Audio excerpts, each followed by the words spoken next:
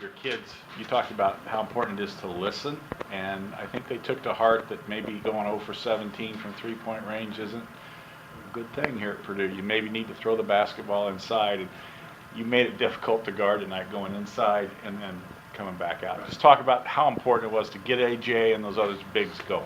Yeah, well, I think, for us, I think it really would have been an unbelievable game for us to grind it out and be 0 for 17 and still win.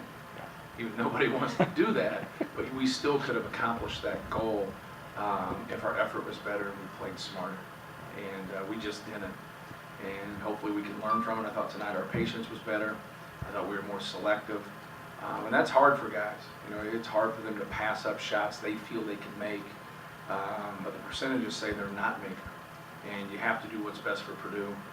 And I thought tonight we did a better job of getting the ball inside and driving in, just getting a better shot.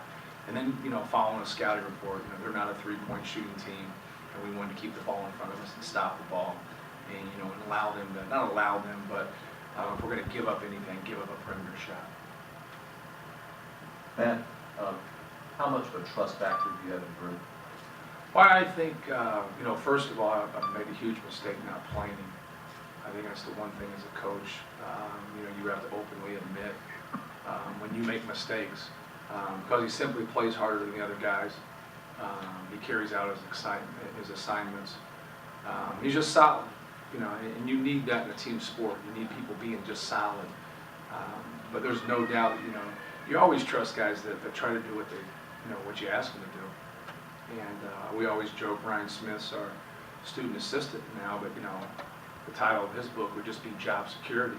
There's not a bunch of guys out there that will do that. There's always a place for somebody that will do exactly what the boss wants to do. And, and you really don't value those guys as much as you should until they're gone. And I think that's the true value of a player, is when you don't quite realize some things, and then when they're gone, man, do you miss it. And we miss that. And we don't have enough substance on this team. I think it's there to come out, but they don't allow it to come out because they don't have the discipline and the patience sometimes. And that's what we got to work on. That's my job. But I'm proud of Drew.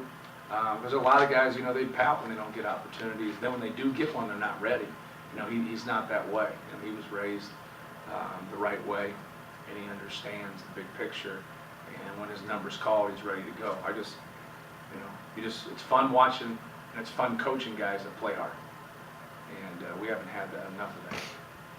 Coach, there seemed to be a noticeable difference between the veteran group, and even AJ was part of that veteran group out there, and the reserves that got in there, and they got sloppy. You ended up calling a timeout. Right. Did you have to address some of those younger kids about always being focused regardless of the score? Well, I think, you would like each one of them to play with that group. You just can't do that, or there's not enough minutes to play.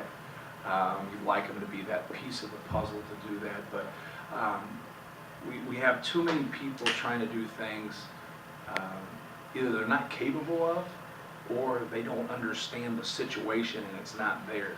They have the ability to do it, but they're not thinking it through. It has to be there. To drive the basketball, there must be an opening. That's just one example.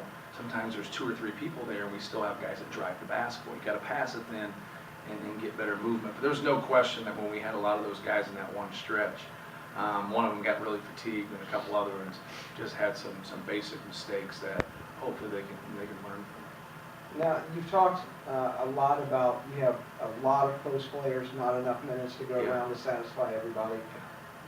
Explain why it doesn't make sense to redshirt somebody like Jay Simpson rather. I know it's too late now, but Right.